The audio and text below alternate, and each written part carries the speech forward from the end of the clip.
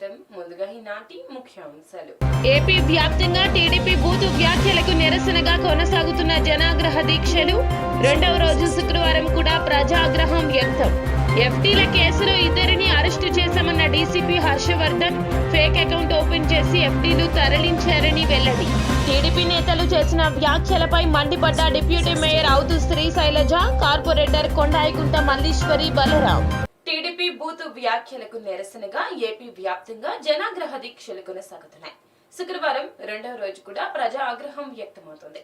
CM Jaganmohan రెడ్డిపై TDP నేత పట్టాభి చేసిన అనుచిత వ్యాఖ్యలకు ఆ పార్టీ అధ్యక్షుడు చంద్రబాబు క్షమాపణ చెప్పాలని వైసీపీ శ్రేణులు, ప్రజలు పెద్ద ఎత్తున నిరసన వ్యక్తం చేస్తున్నారు.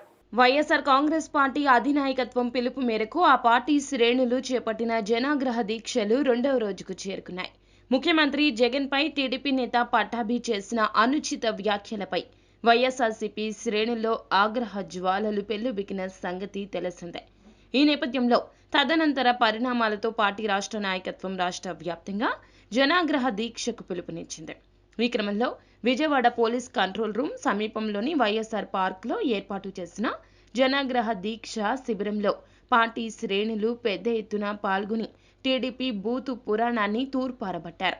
దీక్షదారులకు మద్దతు తెలుపుతూ రాజ్యసభ సభ్యుడు మోపిదేవి వెంకటరమణ, రాజ్యసభ సభ్యులతో పాటుగా central MLA Malladi Vishnu, MLC Karimunnisa, తూర్పు in charge Devineni Avinash, AP SFL chairman Gautam Reddy, AP minority corporation chairman Shaik Asif, mayor Bhagyalakshmi, deputy మేయర్లతో పాటుగా కార్పొరేటర్లు దీక్ష శిబిరాన్ని సందర్శించారు. ఈ సందర్భంగా నేతలు చంద్రబాబు అండ్ కోపై తీవ్ర స్థాయిలో మండిపడ్డారు. ఏమంటావని చెప్పి ఈ సందర్భంగా మేము అడుగుతున్నాం. చంద్రబాబు నాయుడు గారికి నైజం ఉంది. అవసరం వచ్చినప్పుడు కాళ్ళు, అవసరం జరిగిందన్న జుట్టు పట్టుకోవటం.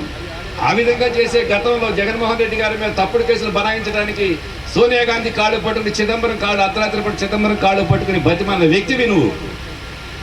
నీ విలువలు, నీ గౌరవం, నీ స్థాయి ఏమిటనేటువంటి రాష్ట్ర ప్రజానీకానికి అందరికీ తెలుసు కాబట్టి నీ నాయకత్వానికి చరమగీతం పాడి నిన్ను ఇంట్లో కూర్చోబెట్టాడు.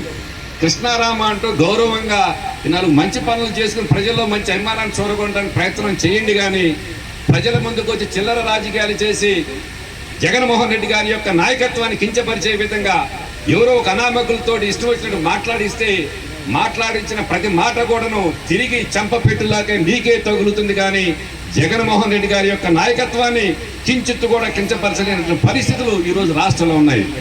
కాబట్టి జరుగుతున్న పరిణామాలను దృష్టిలో పెట్టుకుని జరిగిన సంఘటనల మీద పునరాలోచన చేసి తప్పనిసరిగా జగన్మోహన్ రెడ్డి గారికి నువ్వు కానివ్వండి, దీని మీద స్పందించినటువంటి తెలుగుదేశం పార్టీ నాయకులు కానివ్వండి, తగిన అపాలజీ చెప్పాల్సిన అవసరం ఉంది అని చెప్పేసి ఈ సందర్భంగా తెలియజేస్తూ, ఇలాంటి చిల్లర వేషాలు వేసేటువంటి ఏ నాయకుడైనా కూడాను చట్ట ప్రకారం చర్యలతోటి, కఠినమైన చర్యలతోటి తగిన శిక్షించడం జరుగుతుందని చెప్పి ఈ సందర్భంగా మరొకసారి తెలియజేస్తూ నాకు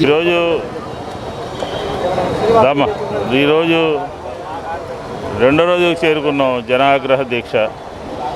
రెండో రోజు కంటే నిన్నంతా కూడా, ఈరోజంతా కూడా YSR Congress party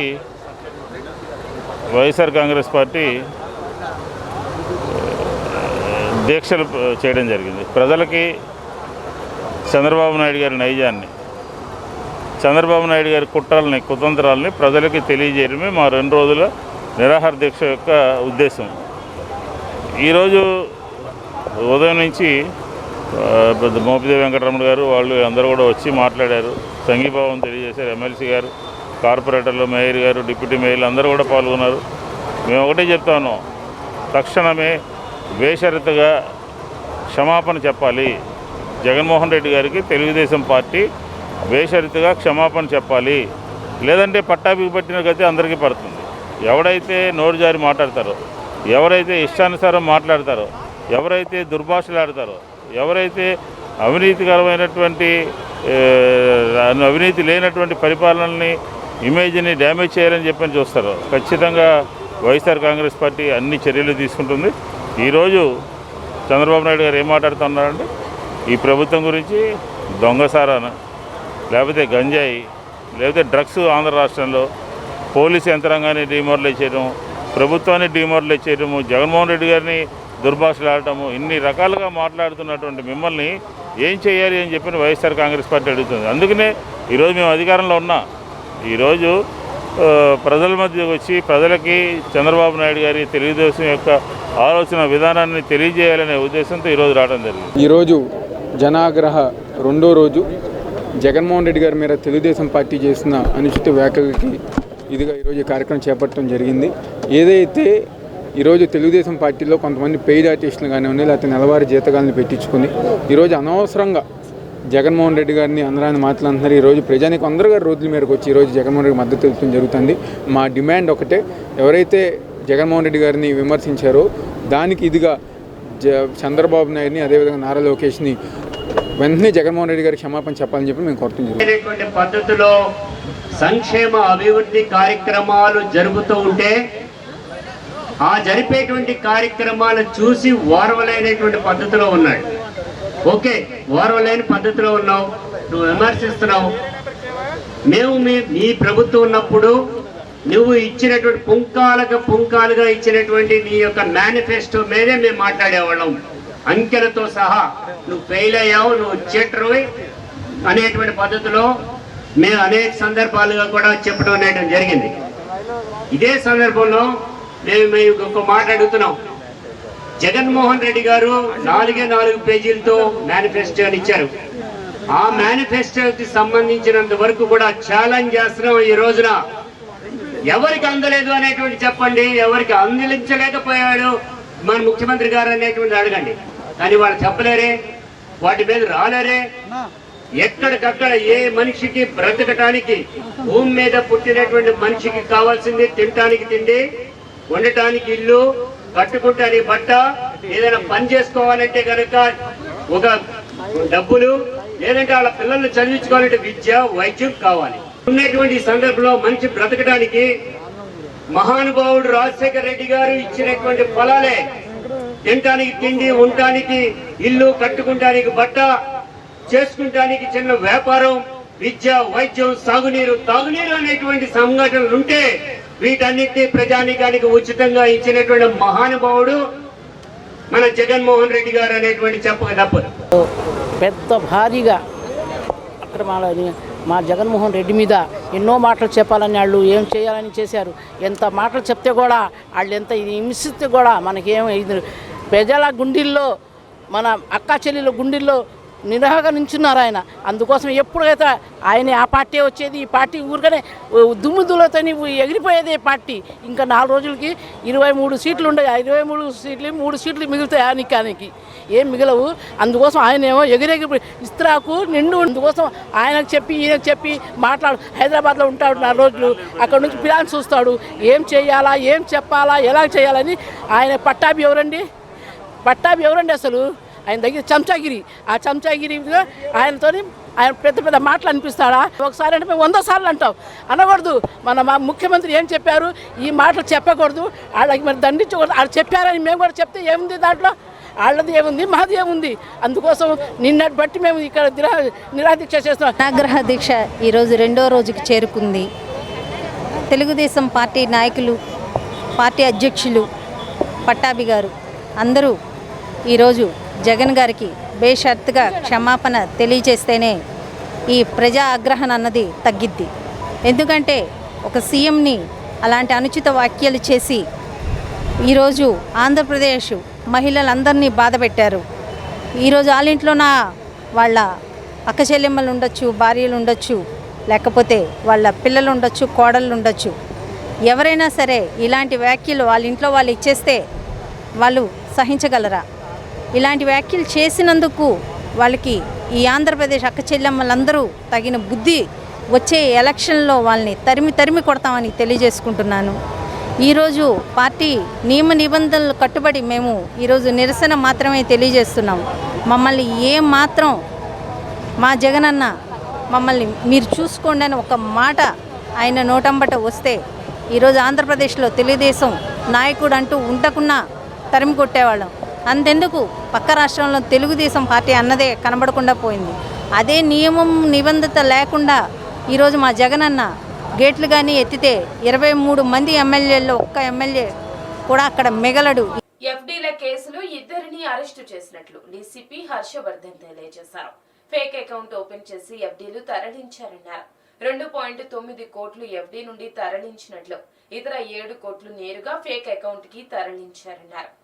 Bhavanipuram police station పరిధిలోని Indian overseas bank Bhavanipuram branch నందు ఏపీ స్టేట్ వేర్ హౌసింగ్ కార్పొరేషన్కు చెందిన 9.6 కోట్ల రూపాయల విలువ గల ఫిక్స్డ్ డిపాజిట్లను నకిలీ పత్రాలు సృష్టించి సంస్థకు చెందిన అధికారుల యొక్క సంతకాలు ఫోర్జరీ చేసి నకిలీ పత్రాలతో కరెంట్ అకౌంట్ తెరిచి ఆ అకౌంట్ నుండి సంస్థకు చెందినటువంటి ఫిక్స్డ్ డిపాజిట్లను వేరే బ్యాంక్ అకౌంట్లోకి మళ్లింపు చేసి దుర్వినియోగం చేసినట్లుగా ఆ సంస్థకు చెందిన జనరల్ మేనేజర్ ఎర్రా ప్రగడ పట్టాభిరామయ్య ఫిర్యాదు మేరకు భవానీపురం పోలీస్ స్టేషన్లో కేసు నమోదు చేయడం జరిగింది. అదేవిధంగా AP cooperative oil seeds growers federation limited Vijayawada వారికి సంబంధించిన సప్తగిరి గ్రామీణ బ్యాంక్ వీరపనేనిగూడెం నందు 5 కోట్ల ఫిక్స్డ్ డిపాజిట్లను నకిలీ పత్రాలు సృష్టించి సంస్థకు చెందిన అధికారుల యొక్క సంతకాలు ఫోర్జరీ చేసి నకిలీ ఎఫ్డీఆర్లను తయారు చేసి వేరే బ్యాంక్ అకౌంట్లోకి డిపాజిట్లను మళ్లింపు చేసి దుర్వినియోగం చేసినట్లుగా ఆ సంస్థకు చెందిన జనరల్ మేనేజర్ చలపాక రమణమూర్తి ఫిర్యాదు మేరకు కేసు నమోదు చేయడం జరిగింది. So good evening all of you. So ఈరోజు మనం ఈ ప్రెస్ మీట్ పెట్టడానికి పర్పస్ ఏమంటే, రీసెంట్గా మన స్టేట్లో ఈ మంత్లో ఒక 2 కార్పొరేషన్ సంబంధించిన ఎఫ్డీ అమౌంట్స్ బ్యాంక్స్లో డిసపేర్ అయిపోయినాయి. బ్యాంక్స్లో అమౌంట్ లేదనేది మెయిన్ ఎలిగేషన్. అది చాలా సెన్సేషనల్ అయింది. ఒకటి AP state where housing corporation, 2 AP cooperative oil seeds grower corporation వాళ్ళకి సంబంధించి దాదాపు 14.6 crores. మన స్టేట్ వేర్ హౌసింగ్ సంబంధించి ఒక 9.6 crores, సెకండ్ వచ్చి ఒక 5 crores డిసపేర్ బ్యాంక్లో లేదనేది మెయిన్ ఎలిగేషన్. దానికి సంబంధించి 2 కేసెస్ రిజిస్టర్ చేయడం జరిగింది. ఒకటి భవానీపురంలో, సెకండ్ వచ్చి ఆత్కూర్ పోలీస్ స్టేషన్లో. సో ఈ రెండింటికి సంబంధించి మన కేసు రిజిస్టర్ చేసి ఇన్వెస్టిగేషన్ స్టార్ట్ చేసిన తర్వాత మనకు వచ్చిన ఫ్యాక్ట్స్ ప్రకారం చూస్తే దీంట్లో మనకు స్టేట్ వేర్ హౌసింగ్ కార్పొరేషన్ వాళ్ళు మన ఇండియన్ ఓవర్సీస్ బ్యాంక్లో వాళ్ళు 9.6 crores ఎఫ్డీస్ రూపంలో డిపాజిట్ చేస్తే ఫైనల్గా దాంట్లో ఓన్లీ 12 lakhs మిగిలినాయి. అట్లాగే ఆ AP cooperative oil seeds growers వాళ్ళు దాదాపు 5 crores డిపాజిట్ చేస్తే ఆ 5 crores అమౌంట్ సప్తగిరి గ్రామీణ బ్యాంక్లో ఏదైతే డిపాజిట్ చేస్తారో ఆ అమౌంట్ లేకుండా పోయింది. సో దీంట్లో ఎవరు ప్రధాన పాత్రదారులు ఇవన్నీ కూడా మనం ఇన్వెస్టిగేట్ చేసిన తర్వాత మన రీసెంట్గా తెలంగాణలో అరెస్ట్ అంటే డిటెక్ట్ చేయబడినటువంటి ఈ తెలుగు అకాడమీ కేసులో ఎవరైతే అక్యూజ్డ్ ఉన్నారో ప్రధానంగా ఈ వెంకటకోటి సాయి కుమారు, దెన్ నందూరి వెంకటరమణ, ఇట్లా మొత్తం టోటల్ 11 members ఈ ఒక గ్యాంగ్ లాగా ఫామ్ అయ్యి వీళ్ళు ఇట్లాంటి కార్పొరేషన్స్లో ఈ అఫెన్సెస్ చాలా కాలం నుంచి చేస్తూ ఉన్నారన్నమాట. సో టోటల్ 11 అక్యూజ్లో already 7 members Telangana police arrest చేయడం జరిగింది. మెయిన్ పీపుల్ ఎవరైతే ఉన్నారో వాళ్ళందరూ కూడా జ్యుడిషియల్ కస్టడీలో ఉన్నారు. సో మనం ఈరోజు మన విజయవాడకి సంబంధించి సందీప్ అని చెప్పి ఇండియన్ ఓవర్సీస్ బ్యాంక్ మేనేజర్ని ఒకరిని, యోహాన్ రాజ్ ఎవరైతే వీళ్ళ యొక్క రోల్ ఏంటని కూడా మీకు నేను చెప్తాను. యోహాన్ రాజ్ అనే అతన్ని వీళ్ళిద్దరిని కూడా మనము అదుపులో తీసుకున్నాము అండ్ వీళ్ళ నుంచి కూడా కొంత మనం రికవర్ చేయడం జరిగింది. సో వీళ్ళిద్దరి నుంచి దాదాపు ఇప్పటిదాకా ఈ 2 కేసెస్ సంబంధించి 77 లక్షల ఒక 50,000 దాకా డిఫరెంట్ వేరియస్ అకౌంట్స్లో ఉన్న అమౌంట్స్ ఫ్రీజ్ చేసాం. అలాగే 11.6 లక్షలు కూడా వీళ్ళ నుంచి సీజ్ చేయడం జరిగింది. సో దీంట్లో ఈ ముద్దాయిలు ఎవరు, వీళ్ళ ఎంఓ ఏంటని చూసినట్లయితే టోటల్గా మనకు ముద్దాయిలు వచ్చి చుండూరి వెంకట కోటి సాయి కుమారు, ఇతను ఈ ఎంటైర్ ఈ కాన్స్పిరసీ ఈ ప్లానింగ్లో అంతా కూడా మాస్టర్ మైండ్. సో ఇతనికి నందూరి వెంకటరమణ మెయిన్ అసోసియేట్స్ వచ్చి నందూరి వెంకటరమణ, తర్వాత మనకు డాక్టర్ రాజేష్ అని చెప్పి హీ బేసికలీ ఆర్ఎంపీ డాక్టర్, ఖమ్మంలో ఉంటాడు, అతను ఒకడు. అండ్ యోహాన్ రాజ్ అని చెప్పి మన విజయవాడ అతను. అట్లాగే పద్మన్, మదన్, తర్వాత కృష్ణారెడ్డి అని ఇంకో ముగ్గురు. వీళ్ళు కాకుండా ఎవరైతే ఐఓబి బ్యాంక్ మేనేజర్స్ ఉన్నారో సందీప్, వెంకటరామరెడ్డి అని చెప్పి వీళ్ళు ఒక ఇద్దరు కూడా మొత్తం వీళ్ళందరూ కలిసి ఈ ఫ్రాడ్ చేయడం జరిగింది. సో అసలు ఈ ఫ్రాడ్ ఈ చీటింగ్ ఎలా చేస్తారని చూస్తే ఫస్ట్ వీళ్ళు ఏం చేస్తారంటే బ్యాంక్ మేనేజర్స్ దగ్గరికి వెళ్ళి బ్యాంక్ మేనేజర్స్ తోటి ఒక డీల్ కుదుర్చుకుంటారు. ఏమంటే మీకు కార్పొరేషన్స్ నుంచి మేము అమౌంట్స్ తీసుకొని వచ్చి మీకు ఎఫ్డీస్ చేయిస్తాము. సో అదర్ బ్యాంక్స్ ఏదైతే ఇంట్రెస్ట్ ఇస్తున్నాయో దానికంటే కొంత పర్సంటేజ్ ఎక్కువ మీరు ఇంట్రెస్ట్ ఇస్తున్నట్టుగా మీరు చెప్పండి, ఆ విధంగా మీరు ఫేక్ కొటేషన్ ఇవ్వండి అని చెప్పి వీళ్ళు రిక్వెస్ట్ చేయడం జరుగుతుంది. దాంతో ఏమైంది, బయట బ్యాంక్స్ దగ్గర అంతా కూడా 5% ఇంట్రెస్ట్ ఉంటే వీళ్ళు మటుకు 5.5% ఇంట్రెస్ట్ ఇస్తామని చెప్పి ఫేక్ కొటేషన్ ఇవ్వడం వల్ల ఈ కార్పొరేషన్ అగైన్ వీళ్ళు ఏం చేస్తారంటే కార్పొరేషన్ దగ్గర పోయి ఈ విధంగా మా బ్యాంక్స్ మీకు ఇంత ఇంట్రెస్ట్ రేట్ ఆఫర్ చేస్తున్నాయి, సో మీ అమౌంట్స్ మా బ్యాంక్లో ఎఫ్డీస్గా డిపాజిట్ చేయమని చెప్పి రిక్వెస్ట్ చేస్తారు. సో మిగతా బ్యాంక్స్ తోటి కంపేర్ చేసినప్పుడు వీళ్ళ దగ్గర ఇంట్రెస్ట్ రేట్ ఉండటంతో ఆ కార్పొరేషన్స్ కూడా ఆబ్వియస్గా వీళ్ళు బ్యాంక్స్లో డిపాజిట్ చేయడానికి ముందుకు వస్తాయి. సో వన్స్ అది స్టార్ట్ అయిన తర్వాత బ్యాంక్స్ కార్పొరేషన్స్ వాళ్ళ అమౌంట్ ఏదైతే ఆథరైజేషన్ లెటర్తో ఫలానా బ్యాంక్లో మీ విధంగా చేయాలని చెప్పి ఒక ఆథరైజేషన్ లెటరు దానికి సంబంధించి ఒక చెక్ ఇవ్వడం జరుగుతుంది. వీళ్ళు ఏం చేస్తారు, the moment they take that authorization and check, వాటి రెండింటినీ కూడా ఒరిజినల్ తీసేసి చెక్ ఒరిజినల్ ఉంటుంది, ఆథరైజేషన్ లెటర్ని మార్చేసి ఒక ఫేక్ ఆథరైజేషన్ లెటర్ తయారు చేస్తారు. సో వాళ్ళ టర్మ్స్ వాళ్ళకి అనుగుణంగా ఉండేటట్టు ఒక ఫేక్ ఆథరైజేషన్ లెటర్ తయారు చేస్తూ ప్యారల్గా అదే టైంకి ఏం చేస్తారంటే అదే బ్యాంక్లో ఒక ఫేక్ కరెంట్ అకౌంట్ కూడా ఈ స్టేట్ వైర్ హౌసింగ్ కార్పొరేషన్ లేకపోతే ఆయిల్ సీడ్స్ వైర్ కార్పొరేషన్ వాళ్ళ పేరు మీద ఒక ఫేక్ కరెంట్ అకౌంట్ కూడా ఓపెన్ చేస్తారు ప్యారల్గా. ఆ ఫేక్ కరెంట్ అకౌంట్ కూడా ఈ ఎంప్లాయీస్ని ఇంపర్సనేట్ చేసి అక్కడ లేని ఎంప్లాయీస్ ఉన్నట్టుగా చూపించి వాళ్ళ ఫేక్ కేవైసీ డీటెయిల్స్ అన్నీ కూడా సబ్మిట్ చేసి ఒక ఫేక్ అకౌంట్ క్రియేట్ చేస్తారు.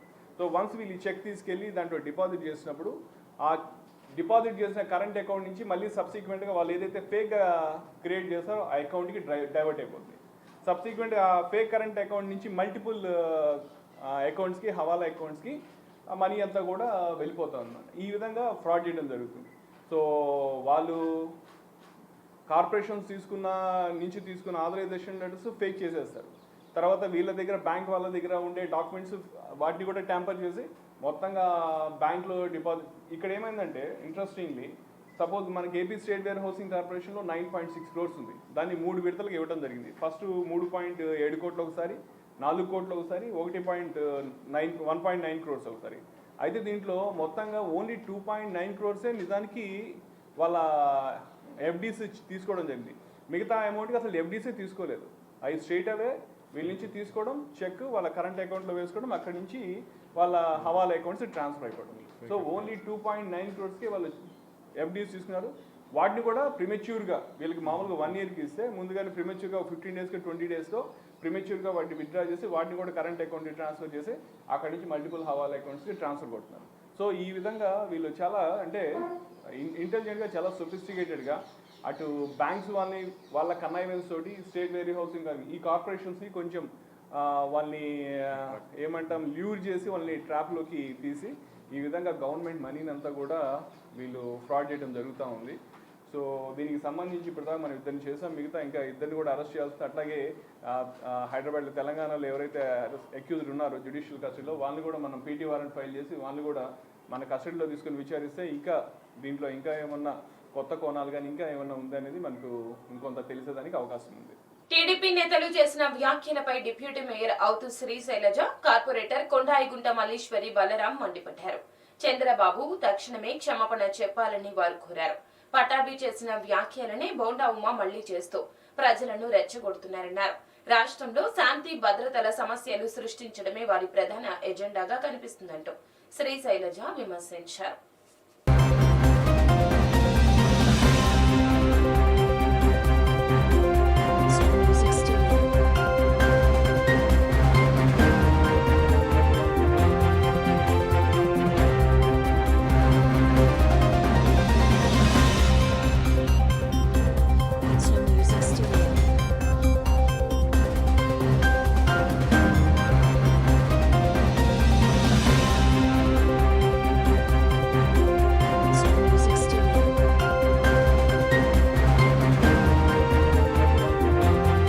వాళ్ళ యొక్క నీచ రాజకీయాలని బయటపెట్టి మనందరం కూడా మన నాయకుల తరపున క్షమాపణ చెప్పాలనే నిదర్శనానికి మనం ఈరోజు కూర్చున్నాం. నేను ఒకటే అడుగుతున్నా, చంద్రబాబు నాయుడు గారికి బూతులు కానీ నీచ రాజకీయాలు కానీ ఈరోజు మీరు మొదలెట్టి ఈరోజు మీరు వచ్చి శాంతియుతంగా చేయాలి అని అంటే ప్రజలందరూ మొదలెట్టి మీరు మళ్ళీ శాంతియుతంగా చేయాలంటే ప్రజలందరికీ తెలుసు, నవ్వుకుంటున్నారు. మతి భ్రమించిందో లేదో తెలియదు, మొదలెట్టింది మీరు, కానీ శాంతియుతంగా మళ్ళీ చేయాలంటూ ఏదో లోపల కూర్చుని అంటే మీకు జనాలు కూడా రాలేని పరిస్థితిలో మీరు ఒక్కళ్ళే తలుపులు వేసుకుని కూర్చుని అదే మేము శాంతియుతంగా చేస్తున్నామంటే నవ్వుకుంటున్నారు. ప్రజలంతా పిచ్చోళ్ళు ఏం కాదు. ఆల్రెడీ 2019లో మీకు గట్టిగా వేశారు. ఇంకా మీ ఇలుకుబాటు తెలియకుండా ఉంటాకి ఇలాంటి నీచ రాజకీయాలు చేస్తున్నారు, బూత్ రాజకీయాలు. నేను ఒకటే అడుగుతున్నాను, మా యొక్క జగన్మోహన్ రెడ్డి గారు గెలిచారు, మీ అందరి నాయకుల్ని కార్యకర్తలను ఒకసారి పిలిచి భ్రమలో ఉన్నట్టున్నారు. జగన్మోహన్ రెడ్డి గారు ఆల్రెడీ 2 ఏళ్ళు అయింది గెలిచారు. ఒక్కసారి వాళ్ళందరినీ కూర్చోబెట్టుకుని చెప్పమంటున్నాను చంద్రబాబు నాయుడు గారికి, ఎందుకంటే వాళ్ళు ఇంకా అదే భ్రమలో ఉన్నట్టున్నారు. జగన్ గారు గెలిచారు, జగన్ గారు వెనక ఇలాగా కార్యకర్తలు నాయకులు ఉండరు. నాకు తెలిసి వైఎస్ఆర్ కుటుంబ సభ్యులే ఉంటాం, అదంతా మేమే. మీరు జగన్ గారి దగ్గర దాకా కూడా వెళ్ళాం చల్లా, మమ్మల్ని దాటుకుని మీరు వెళ్ళాలి. మీ వెనక కార్యకర్తలు ఉంటారేమో కానీ మా వెనక వైఎస్ఆర్ కుటుంబ సభ్యులు ఉంటారు. ఈరోజు జనాగ్రహ దీక్ష 2వ రోజు స్టార్ట్ అవుతుందండి. ఇక్కడ మన వైఎస్ జగన్మోహన్ రెడ్డి గారిని పట్టాభి అనే ఓడు ఎంత దుర్మార్గంగా, ఎంత ఇదిగా, నానా నీచంగా బూతులు మాట్లాడుతాం. మా జగన్మోహన్ రెడ్డి గారు ఒకటే అన్నాడు, దేవుడు ఉన్నాడు, ప్రజలు ఉన్నారు, వాళ్ళే చూసుకుంటారు అని. దానికి తగ్గట్టుగానే మేము అనగలం, కానీ మేము మా జగనన్న ఆదేశాల మేరకు మేమేమీ అనట్లా, మామూలుగా దీక్ష చేసుకుంటా పోతున్నాము. పట్టాభి అనేవాడే కానివ్వండి, చంద్రబాబు నాయుడు అనేవాడే కానీ వచ్చి మాకు జగనన్నకి క్షమాపణ చెప్పాలని మేము కోరుకుంటున్నాము. అలాగే నిన్న బోండా ఉమ్మ అంటున్నాడు, మగోడైతే రండి అని అంటున్నాడు. మేము మగోడు కాదు, మా జగనన్న మొనగాడు. ఎందుకంటే మాకు 151 సీట్లు వచ్చి మా మొగతనం ఏంటో మేము చూపించుకున్నాము. అలాగే మీరు చంద్రబాబు నాయుడు 23 సీట్లే వచ్చింది, మళ్ళీ నెక్స్ట్ ఎలక్షన్లో మీకు 3 సీట్లు కూడా వస్తాయారేవో అది చూసుకోండి. మా జగనన్న సంక్షేమ పథకాలు పెట్టినవి అందరికీ ఎంతో ఉపయోగపడుతున్నాయి. అందుకే అవి ఓరలేని తలంతో మీరు ఇలా రెచ్చిపోతున్నారు. నోరు అదుపులో పెట్టుకొని మాట్లాడవలసిందిగా మేము కోరుకుంటున్నాము. ఈ రోజున మరి 2వ రోజు జనాగ్రహ దీక్ష. నిజంగా ప్రజలందరూ కూడా సంపూర్ణ మద్దతు ఇస్తా ఉన్నారు. ఎందుకంటే నిన్న జరిగిన ఒక ఇన్సిడెంట్, గత ఎమ్మెల్యే గారు మరి బోండా ఉమా గారు నిజంగా నేను ఒక వేదిక మీద కూర్చొని సామరస్యంగా నిలబడి నిరసన, కాకపోతే రెండో నా కొడుకులారా ఏంటంటే ఇంకా ఎంత రచ్చలేద్దామని చెప్పండి. ఇవాళ రాష్ట్రంలో సుభిక్ష పాలన నడుస్తా ఉంటే జగన్మోహన్ రెడ్డి గారి ఆధ్వర్యంలో మరి ఎందుకు ఇంత లేని వాళ్ళ కూడా తీసుకొచ్చేటట్టు విధంగా, లేకపోతే ఏదో గొడవలు చేద్దామని చెప్పేసి మీ ఉద్దేశం అని అడుగుతా ఉన్నాం. ఇవాళ మీరు మగాళ్ళని అంటున్నారు, మరి కరోనా కష్టకాలంలో మీరు ఎక్కడ దాక్కున్నారండి? మీ మగాళ్ళందరూ ఇళ్లలో దాక్కున్నారా, హైదరాబాద్ లో దాక్కున్నారా, లేదా స్టేట్స్ వెళ్ళారని అడుగుతా ఉన్నాం మేము అందరం కూడా. మగాడంటే ఎవరు? జగన్మోహన్ రెడ్డి గారు. ఇవాళ 151 సీట్లు సంపాదించి ప్రజల అభిమానం చేరుకున్నటువంటి నాయకుడు జగన్మోహన్ రెడ్డి గారు. మీ పెయిడ్ ఆర్టిస్ట్ పెట్టి మీ ఇష్టం అని చెప్పి మాట్లాడుతున్న సమంజసం కాదు. ఇవాళ బోండా ఉమా గారికి నేను ఒకటే చెప్తా ఉన్నా, ఏదైతే పట్టాభి వాడినటువంటి మాటలు ఏదైతే ఉందో అది మిమ్మల్ని అంటే మీరు ఒప్పుకుంటారని అడుగుతా ఉన్నాం. ప్రజలందరూ కూడా నిజంగా నవ్వుతా ఉన్నారు మీ పరిపాలన చూసి, గతంలో ఇప్పుడు కూడా. ఎందుకంటే 40 ఏళ్ల అనుభవం ఉన్నటువంటి మీ నాయకుడిని ప్రజలకు ఏం కావాలో మరి జగన్మోహన్ రెడ్డి గారు ఇంకా చేయాలని చెప్పేసి మీరందరూ అడగండి, తప్పులేదు. అంతేగాని అది కాకుండా అది పక్కన పెట్టేసి మీరు రాజకీయ లబ్ధి కోసం మీరు మాట్లాడేటువంటి మాటలకి నిజంగా ప్రజలందరూ నవ్వుకుంటా ఉన్నారు. గమనించుకోండి ఒకసారి. Vijayawada command and control room లో జిల్లా వ్యాప్తంగా ఉన్న పోలీస్ అధికారులు అందరితో కాంప్రహెన్సివ్ పెర్ఫార్మెన్స్ రివ్యూ సమావేశం జరిగింది. ఈ కార్యక్రమంలో జిల్లా ఎస్పీ ముఖ్య అతిథిగా పాల్గొన్నారు. అనంతరం ఏర్పాటు చేసిన విలేకరుల సమావేశంలో ఎస్పీ మాట్లాడుతూ చర్చించిన వివరాలను వెల్లడించారు.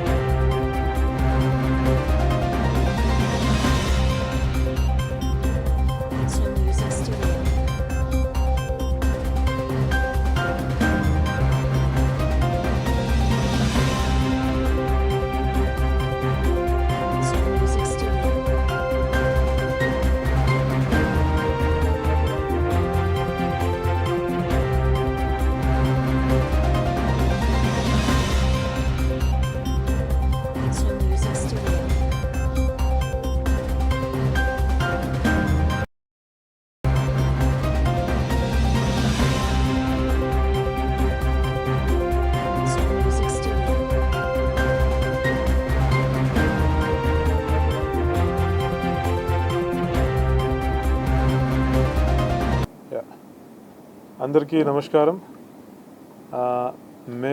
మనము కృష్ణా డిస్ట్రిక్ట్ పోలీస్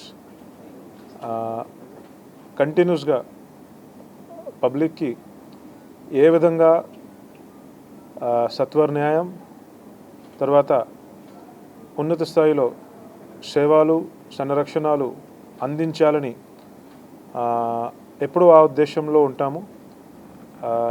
దాని నిమిత్తం మనము మా పనితీరు అదేవిధంగా మా సామర్థ్యంని ఏ విధంగా పెంచుకోవాలి, ఏ విధంగా ఫర్దర్ అందులో అభివృద్ధి జరగాలని ఉద్దేశంతో ఈరోజు ఒక comprehensive review meeting, performance review పెట్టాము. ఇందులో భాగంగా జిల్లా మొత్తం మీద ప్రతి ఒక్క officer, every single officer of Krishna district police వచ్చి ఈ మీటింగ్లో పాల్గొంటున్నారు.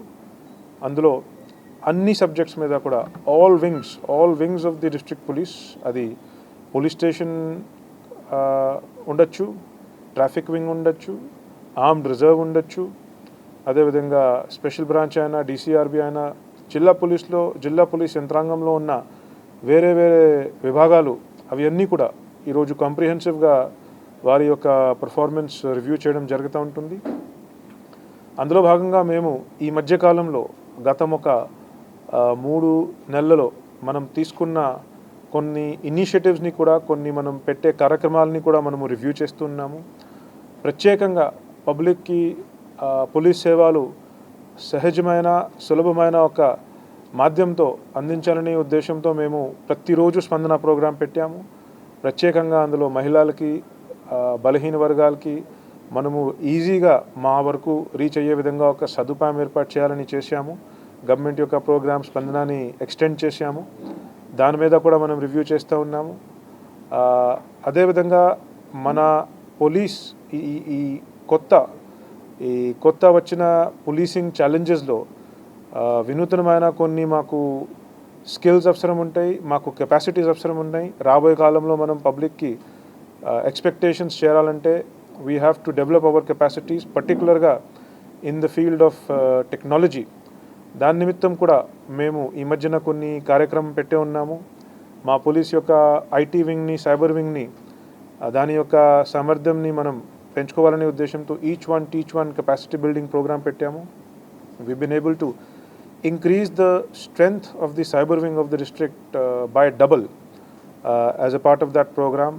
దాంట్లో కూడా అందులో భాగంగా మాకు ఇప్పుడు సైబర్ నేరాలు సాల్వ్ చేసే వీలు, ఇంకా తొందరగా సాల్వ్ చేసే వీలు పడుతుంది.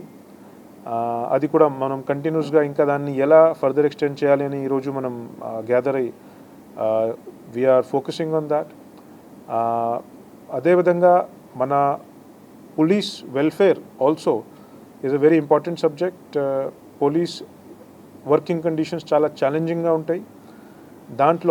దాని నిమిత్తం పోలీస్ సిబ్బందిలో వారి యొక్క సమస్యల పరిష్కారం నిమిత్తం మేము వారికి కూడా ఒక పరిష్కార వేదిక ఏర్పాటు చేశాము. దాన్ని మేము అంతర్గత స్పందన పేరుతో కండక్ట్ చేశాము. అందులో కూడా మనం ఇప్పుడు రివ్యూ చేస్తున్నాము how that is coming along. అదేవిధంగా ఈ మధ్యన ఇన్ ప్రొఫెషనల్గా ఉండి మన పద్ధతిని, మన పనితీరుని హైయెస్ట్ స్టాండర్డ్లో మెయింటైన్ చేస్తూ పబ్లిక్కి సేవలు ఇచ్చి గవర్నమెంట్కి మంచి పేరు తెచ్చే ఉద్దేశంతో మేము కొన్ని విషయాల్లో ప్రత్యేకంగా ధ్యాస కూడా పెట్టాము. Whether it is use of CCTNS or ICJS, ఇలాంటి సాఫ్ట్వేర్ అప్లికేషన్స్ని మనం చక్కగా వాడుకుంటూ స్టేట్లోనే ఫస్ట్ ర్యాంక్లో మనం వచ్చాము. we would like to continue that. ఈ పర్ఫార్మెన్స్ని మనం మెయింటైన్ చేయాలి. ఎప్పుడు కూడా మేము ఇవి అన్ని విషయాల్లో మనకు మా గౌరవ DGP శ్రీ గౌతమ్ సవాంగ్ గారు ఆయన ప్రతిరోజు కూడా ఆల్ డిస్ట్రిక్ట్ SPsకి టెలికాన్ఫరెన్స్ కండక్ట్ చేస్తూ రెగ్యులర్గా మాకు ఆదేశాలు, ఉత్తర్వులు ఇస్తూ ఉంటారు. Continuously we are exhorted, we are told and we are inspired to improve our selfs. ఖచ్చితంగా మేము we have to improve our values, our behaviours. అవి అన్నీ కూడా మనము ఒకసారి ఆల్ ఆఫీసర్స్తో కూర్చుని దానిపైన ఒక వ్యూహం మనం సృష్టించాలా, దాన్ని ఫాలో చేయాలని ఆ అన్ని సబ్జెక్ట్స్కి కూడా ఈరోజు కాంప్రిహెన్సివ్గా రివ్యూ చేయడం జరుగుతూ ఉంటుంది. As I said, behavioural issues, receiving of the public at police stations, వారితో మన ప్రవర్తన, అవన్నీ కూడా మనం రివ్యూ చేస్తున్నాము. Also we're a border district, మాకు ప్రత్యేకంగా border management, liquor, movement of liquor, movement of sand, enforcement, ఆ ఇష్యూస్ మీద కూడా మనం ప్రత్యేకంగా ఈరోజు రివ్యూ చేస్తూ ఉన్నాము. సో ఓవరాల్గా ఉమెన్ సేఫ్టీ కూడా మనకి ఒక చాలా పెద్ద ప్రయారిటీ, గవర్నమెంట్ ప్రయారిటీ కూడా అదే. దిశ ప్రోగ్రామ్ కింద మనము కొత్త ఇనిషియేటివ్స్ తీసుకున్నాం. మీ అందరికీ ఐడియా ఉంది, ఈ విక్టిమ్ సపోర్ట్ ప్రోగ్రామ్ మేము కొనసాగిస్తూ ఉంటాము. అది కూడా is being done under the banner of Disha, with the guidance of our DGP and with the inspiration of our Honorable CM. We have been carrying that forward. So all these programs that we have started, we want to review. ఈ రోజు మనం ఏ స్థాయికి వచ్చామని ఒక క్లియర్గా మాకు idea ఉండాలి. మాకే కాకుండా ప్రతి ఒక్కరికి కూడా, మా జిల్లా పోలీస్ యంత్రాంగం అంతా కూడా అర్థం చేసుకోవాలి మేము ఎక్కడున్నాము, ఇంకా పబ్లిక్కి మాతో ఎక్స్పెక్టేషన్స్ ఏంటి, మనం ఏ స్థాయికి ఇంకా వెళ్ళిపోవాల్సింది అని క్లియర్గా ఈ కాంప్రిహెన్సివ్ రివ్యూ మీటింగ్లో మేము ఇవన్నీ కూడా ఇష్యూస్ని రివ్యూ చేస్తూ ఉంటాము. ప్లస్ సంస్థాగత్ అభివృద్ధి జరిగేలా ఈ మీటింగ్ తర్వాత దీని యొక్క ఫాలోఅప్లో మనం అది చూస్తాము. Thank you very much. Cancer వ్యాధిపై అవగాహన లేక ఎంతో మంది ప్రాణాలు కోల్పోతున్నారని Grace cancer foundation chief advisor Gautam Reddy అన్నారు. గ్రేస్ క్యాన్సర్ ఫౌండేషన్ ఆధ్వర్యంలో క్యాన్సర్ పై ప్రజల్లో అవగాహన కల్పించేందుకు విజయవాడలో 5K రన్ నిర్వహించనున్నట్లు తెలియజేశారు. ఈ కార్యక్రమంలో ఎవరైనా పాల్గొనవచ్చని పేర్కొన్నారు.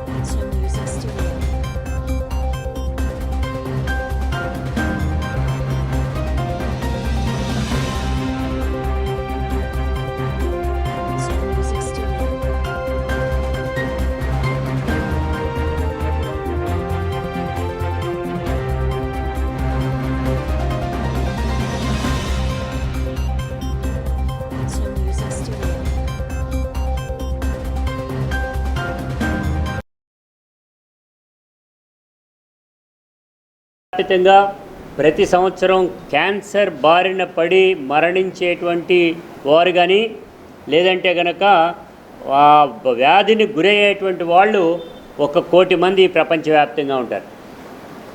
అదే తరహాలో ఈ భారతదేశంలో సుమారు ప్రతి సంవత్సరం 18 లక్షల మంది క్యాన్సర్ బారిన పడినటువంటి వాళ్ళు ఉంటారు ప్రతి సంవత్సరం. వీటిల్లో ముఖ్యంగా చెప్పాలంటే మహిళలకు సంబంధించినంతవరకు కూడా అవగాహన రాహిత్యం వలన వాటిని ఐడెంటిఫై చేయలేక తీవ్రమైనటువంటి ఇబ్బందులు పడి మరణానికి గురయ్యేటువంటి పద్ధతిలో ఉన్నారు. బ్రెస్ట్ క్యాన్సర్ కానీ, యుట్రస్ క్యాన్సర్ కానీ, ఇవి చెప్పుకోలేనటువంటి పద్ధతిలో, చెప్పుకుంటే ఏమన్నా అవుతుందేమో, భర్త ఏమన్నా అంటాడేమో అనేటువంటి పద్ధతిలో కూడా ఉండేటువంటి ఈ తరుణంలో మేము మొత్తం కలిపి ఈ ప్రపంచవ్యాప్తంగా ఉండేటువంటి ఈ క్యాన్సర్ నివారణ ఉద్యమంలాగా ఒకటి చేయాలనేటువంటి ఉద్దేశంతో ప్రపంచవ్యాప్తంగా 153 దేశాలలో global cancer grace cancer run అనేటువంటి దాన్ని ప్రారంభించి గ్లోబల్ గ్రేస్ క్యాన్సర్ రన్ అనేటువంటి దాన్ని ఒకటి మనం పెట్టడం జరుగుతూ ఉంది.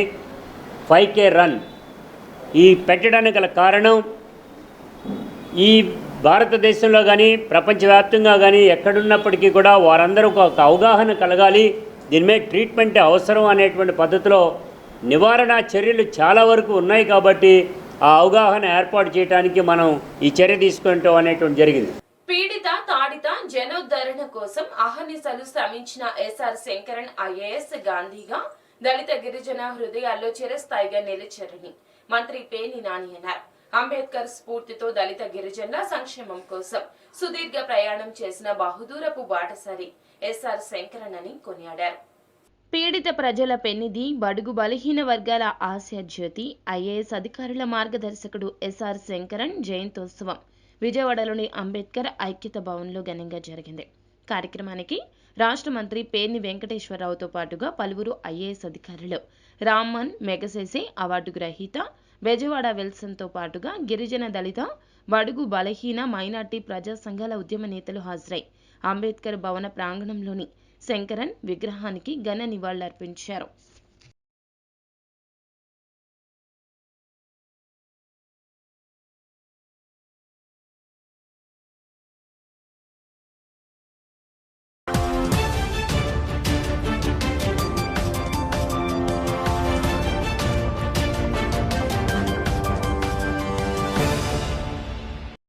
రాజ్యాంగం అనేది నాకు తెలిసినంత వరకు శంకరన్ గారు దాన్ని ఒక అక్షరాల రూపంలో ఉన్న రాజ్యాంగాన్ని దాన్ని ప్రజల హృదయాలలోకి చేర్చేకి ఆ మహనీయుడు ఎంతో త్యాగం చేశాడు, చాలా స్ఫూర్తినిచ్చాడు మనందరికీ. ఇక్కడ ఉన్న అధికారులు కూడా, మంత్రి గారు అందరూ కూడా, మాణిక్య వరప్రసాద్ గారు, ఇంకా మిగతా అందరూ కూడా శంకరన్ గారి యొక్క స్ఫూర్తిని చాలా గొప్పగా మనం చెప్పుకుంటున్నాము. మనలో కూడా ఆయన ఒక వ్యక్తిగా జీవిస్తూ ఉన్నాడని భావిస్తున్నాము. సో ఈరోజు మన యొక్క బాధ్యతను మనం గుర్తెరగాలి.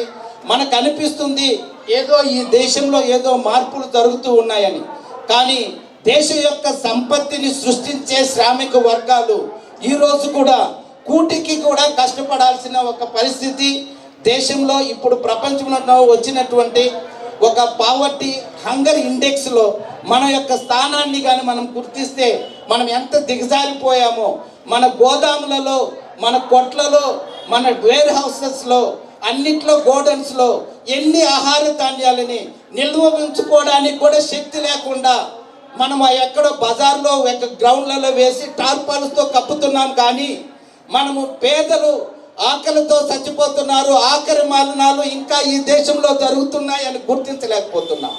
ఆకలి మరణాలు ఇంకా జరుగుతున్నాయని అంటే 75 ఏళ్ళ స్వాతంత్ర్యంలో ప్రతి భారత పౌరుడు మనము ఈరోజు దాన్ని చాలా సీరియస్గా తీసుకోవాలి. ఎప్పుడు కూడా ఈ దేశం అనేది ఏదో ఒక వ్యక్తిదని అనుకోవద్దండి. ఈ దేశం అనేది మన అందరిది. దిస్ ఈజ్ నాట్ జస్ట్ ఒక రాజరిక వ్యవస్థ కాదు. ఇది ఇండియన్ ఈజ్ అనే సోషలిస్ట్ సెక్యులర్ మనం అంటాం కదా, ఇది ఒక గణతంత్ర రాజ్యం. It is a sovereign state. Campus నియామకాల్లో KL deemed university Vijayawada, Hyderabad campus విద్యార్థులు ప్రభంజనం సృష్టించినట్లు విశ్వవిద్యాలయ ఉపకులపతి డాక్టర్ సారథి వర్మ తెలియజేశారు. 2022 విద్యా సంవత్సరానికి జరుగుతున్న క్యాంపస్ నియామకాల్లో జాతీయ, అంతర్జాతీయ స్థాయికి చెందిన 90 కంపెనీల నుంచి కేఎల్ విద్యా సంస్థకు చెందిన విద్యార్థులు 3062 ఆఫర్లు పొందారని తెలిపారు.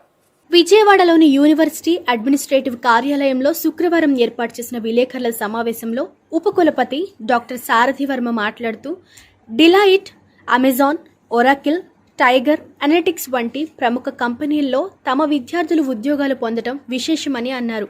ప్రధానంగా కాగ్నిజెంట్ కంపెనీ నుంచి 714 మంది ఆఫర్లు పొందారని చెప్పారు.